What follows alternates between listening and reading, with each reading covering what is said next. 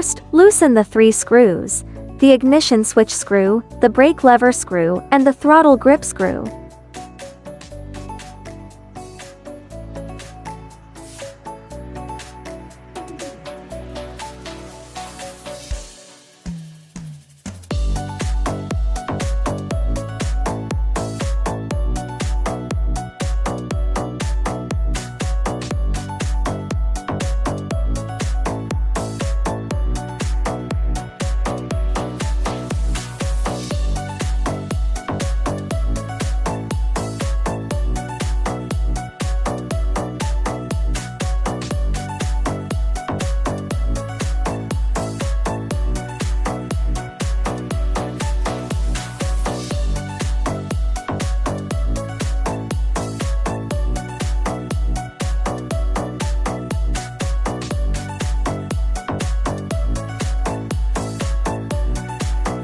After loosening the screws, disconnect the throttle cable connector and the ignition switch connector, remove the throttle grip and the ignition switch, then install the new ignition switch.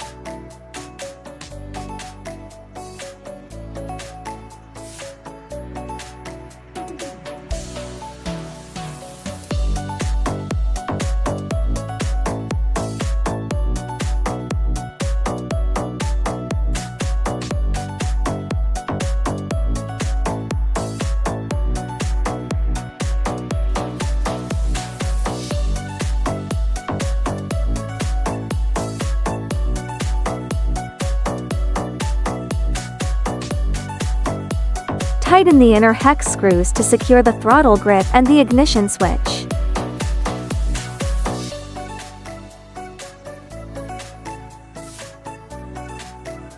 Next, adjust the brake lever to a suitable position and tighten it.